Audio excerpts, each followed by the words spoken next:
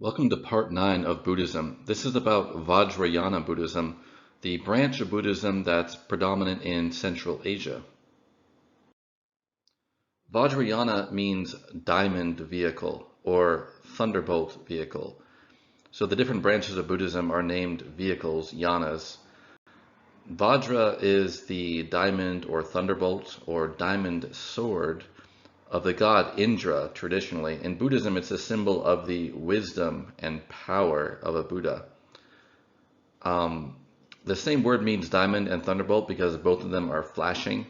So a diamond flashes with light, a thunderbolt flashes with lightning. Other names for this branch of Buddhism are Mantrayana, the vehicle of the mantra or sacred chant. It's also called Tantric Buddhism. In China, it's known as Chunyan, which means true word, literally. Chunyan is the Chinese word for mantra. And in Japan, it is known as Shingon. So Chunyan or Shingon are not the majority form of Buddhism in China or Japan, but it does form a kind of minority tradition alongside or sometimes within Mahayana. Vajrayana Buddhism is sometimes regarded as just a type of Mahayana Buddhism, because Vajrayana Buddhists accept Mahayana doctrines like emptiness and suchness, but they add their own beliefs and practices as well. They also accept the Bodhisattva path in Vajrayana Buddhism. So some of the distinctive practices of Vajrayana, it's actually similar to Tantric Hinduism. So they emerged around the same time in North India, and there was mutual influence between them. Mantras are used by all Buddhists, but they're very important in Vajrayana. They teach special mantras that it's believed that if you chant them, it will hasten your path to awakening.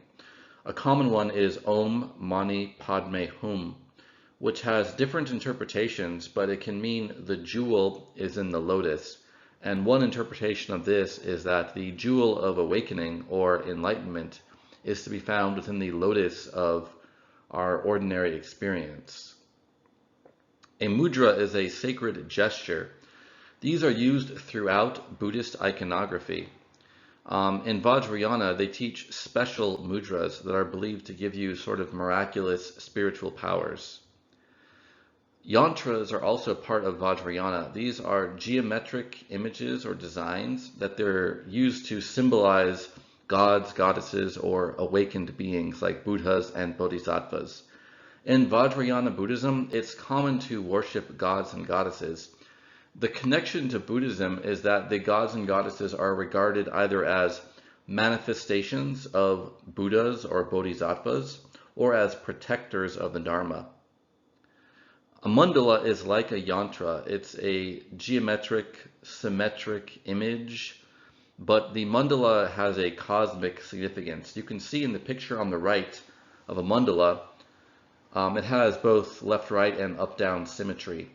The parts of the mandala symbolize the directions north, south, east, west, and center. And each of those directions corresponds to a different group of Buddhas who are associated with and regarded as protectors of the directions. And there's also traditional associations of a color, an element, a season with each of those directions. So a mandala may be used in meditation for a visualization. This is true of a yantra as well.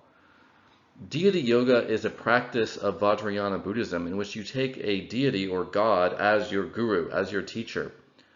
There's a notion in Vajrayana that you can have a kind of personal spiritual relationship with the god where they become kind of like your teacher. So the god or goddess, who could also be a Buddha or Bodhisattva, are regarded as kind of like your personal spiritual guardian or protector who can be a part of your salvation. It's kind of similar to the role played by gods and goddesses in devotional Hinduism, where a god or goddess can be your personal savior. But in Vajrayana, the notion is that you have to also kind of, practice your own path, your practice meditation and virtue. It's not necessarily the case that just having bhakti or devotion to that god will itself be the vehicle to salvation. So that's a kind of maybe a subtle distinction between devotional Hinduism and the deity yoga of Vajrayana. Other distinctive Vajrayana practices are prayer flags and prayer wheels. So prayer flags, you may have seen them before. They're multicolored. They have prayers, usually in Sanskrit or Tibetan, printed on them. And the belief or custom is that when the wind blows the flag, it's like saying the prayer. And a wheel is similar. There'll be, it's like a wooden wheel with many sides. Each side has a different prayer on it. And when you spin the wheel, it's believed to be akin to reciting the prayer or mantra. So in Vajrayana Buddhism, they often practice repeated chanting of a mantra as a spiritual practice, both to get your mind into concentration as a type of meditation, but also it's believed the mantra itself may have a kind of sacred power that helps your enlightenment or salvation. Tantras are texts that promise a rapid path to enlightenment. This is akin to the Hindu Tantras. The Buddhist and the Hindu Tantras did emerge around the same time. The first millennium CE in India, and there was mutual influence between them. The notion common to both is that you can transform your base or physical desire, like a desire for the pleasure of sex or desire for other sensory pleasures. You can actually transform that into the path to awakening itself. The main difference between Hindu and Buddhist Tantra is that Hindu Tantra does occur within the context of devotional Hinduism and the belief in a supreme God, Brahman, or one of the manifestations of Brahman, that you will unite with that God in the process of liberation or moksha. Whereas in Buddhism, they don't teach a supreme creator, so the Tantra path is basically a path to help you become a Buddha in your own right. So there's a doctrine called sahaja, which means naturally emerging together. This is a reference to the idea that the desire for sense pleasure and other lower forms of desire that constitute craving in the Buddhist doctrine, these emerge together with a desire for enlightenment, which is a nobler desire. And the idea is you can kind of leverage your naturally strong greed, aversion, and delusion, thought of as desires of the lower kind. You can try to transform them into the higher desire. One of the characteristic images of Tantra is called Yab Yum. This literally means father, mother. And it's a image of a sexual embrace between what looks like a meditator and a female being on the meditator's lap. The meditator is often going to be a Buddha or Bodhisattva or some type of spiritual being. Now, this is usually taken in Tantra to be a kind of metaphor for a male and female aspect of awakening. The male aspect of awakening is compassion in Vajrayana Buddhism, and the female aspect of awakening is wisdom. And the idea is that there's a kind of inextricable union between wisdom and compassion in the process of awakening, that each one contributes to awakening. As you grow in compassion, you grow in wisdom, and vice versa. The use of the sexual imagery is also deliberate because the bliss of orgasm is used as a symbol for the bliss of awakening. This also relates to the idea of sahaja. The idea is, just as you have a kind of base desire for orgasm, there's a more deeper, authentic desire for the more complete bliss of awakening. And so you can kind of leverage your desire for the lesser bliss of orgasm and transform that into a desire for the higher bliss of awakening. The notion of a male and female aspect of awakening is akin to the Hindu idea of male and female aspects of Brahman. And so you see a kind of parallel between Tantric Buddhism and Tantric Hinduism. In Tantric Hinduism, they may show embraces of gods and goddesses to symbolize the two sides of Brahman. But in Tantric Buddhism, the embrace symbolizes the two aspects, the unification of the two aspects of awakening itself. There is a left-hand Tantra in Buddhism which uses magic and other taboo practices such as the karma mudra, which is using actual sexual intercourse as a spiritual practice. The way the karma mudra works in Tantric Buddhism is similar to that of Tantric Hinduism. You engage in sexual intercourse, but you don't allow yourself to have orgasm. The belief is that this, and there's other ritualistic aspects of this, you have a kind of meditative state of mind when you're engaged in intercourse, and there are ceremonies you perform, mantras you can perform, etc., to create the right context for this practice. The belief is that you will arouse your kundalini, or your kind of physical energy, and you can transform this into a higher spiritual energy by not allowing that energy to be depleted through orgasm. The more common form of Tantric Buddhism, though, is actually not the left-handed type. It's the so-called right-handed Tantra, which uses mantras and mudras, but not the taboo practices. Vajrayana Buddhism is the main form of Buddhism in Central Asia. So Mongolia, for example, also in the Himalayan countries of Nepal and Bhutan, you find Vajrayana Buddhism. It's also the main religion of Tibet, one of the provinces of China. It was first introduced to Tibet when Tibet was an independent kingdom.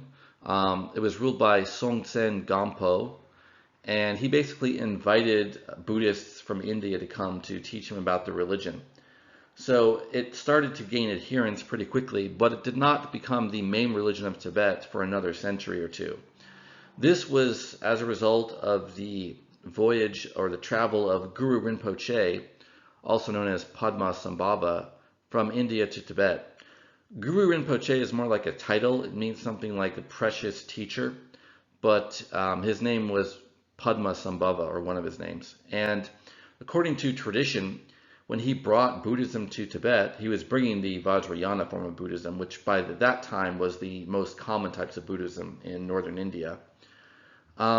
He actually had wars or fights with the local gods.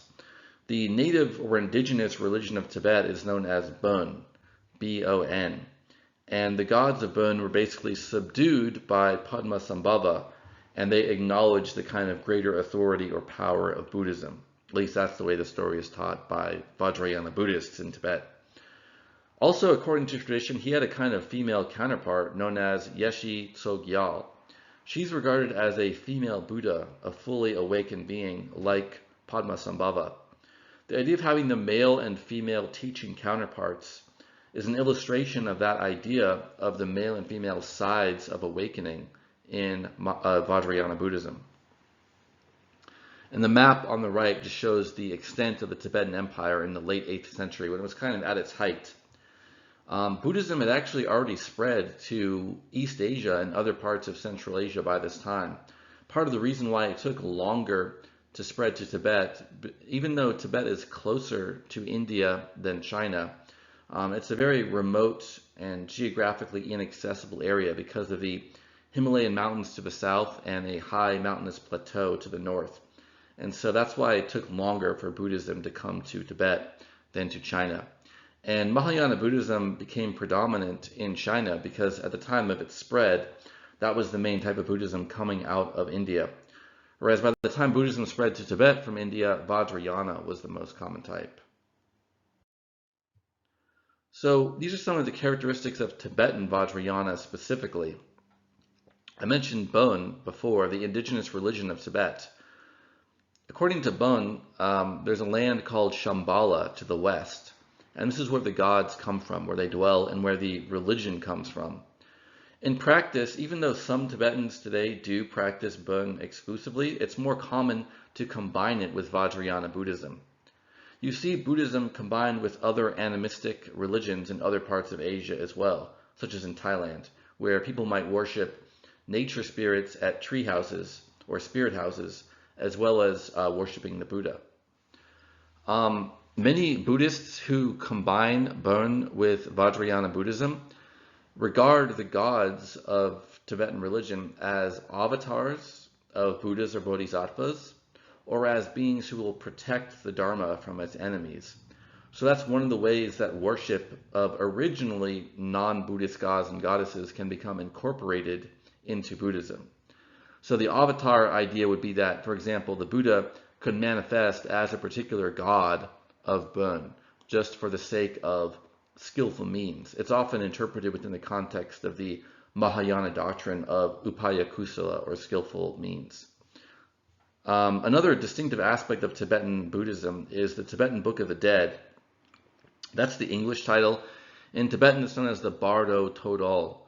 Bardo is an intermediate state after the death of one body and before your incarnation into a new body.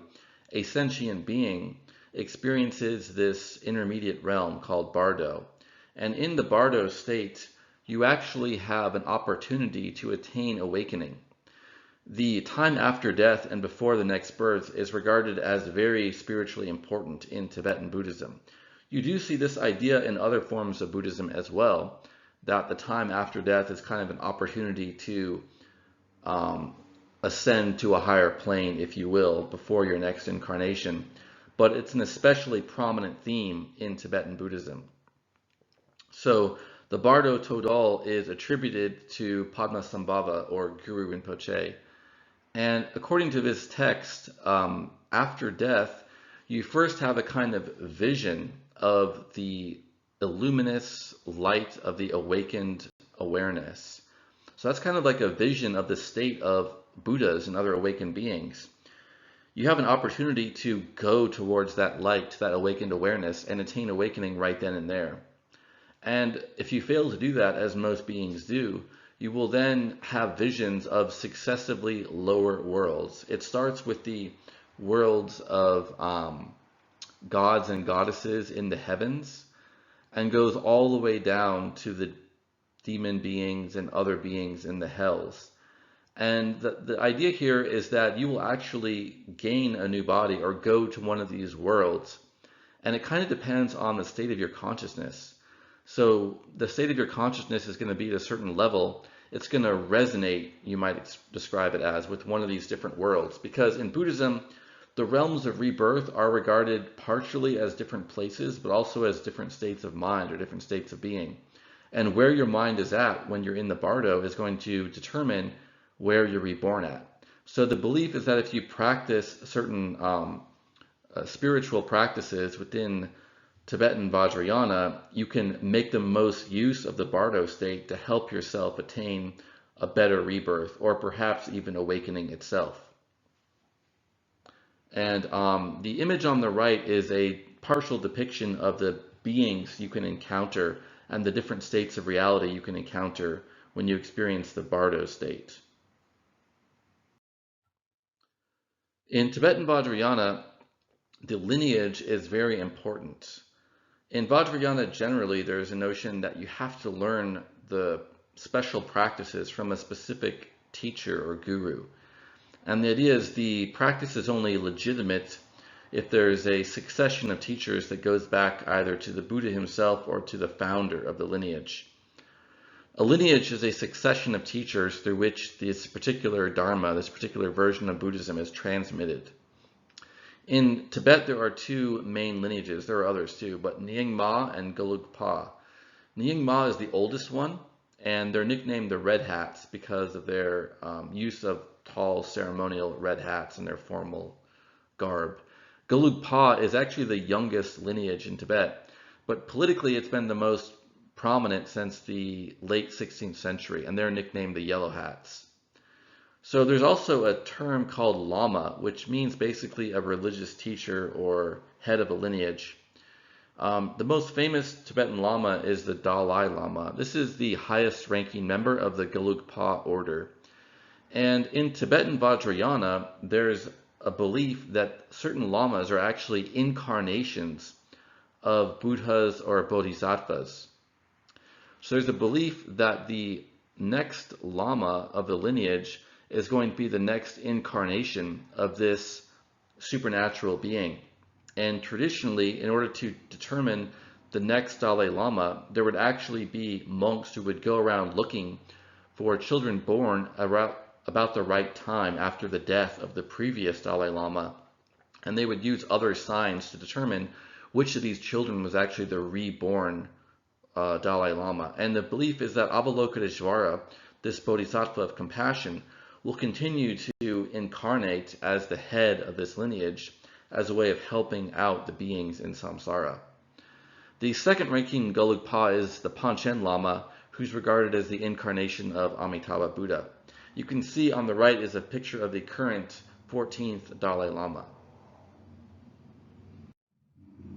Now, many people associate the Dalai Lamas as important figures in Buddhism.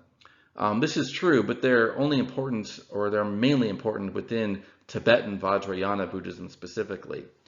The Dalai Lama is not the head of the oldest lineage, but he is the head of the historically most politically important lineage, the Gelugpas.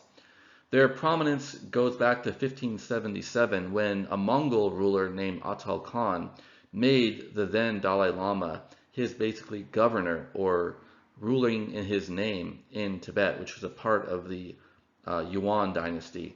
Yuan dynasty is the Chinese name for the Eastern Mongol Empire that included China and other territories. Afterwards, after the Mongols were thrown out of China, the Dalai Lamas of Tibet were basically part of the Chinese Empire, and they paid tribute to a series of Chinese dynasties. So after the Yuan, that would include the Ming and the Qing. However, even though they were part of the Chinese Empire, they were in practice given considerable autonomy or freedom to govern their own affairs.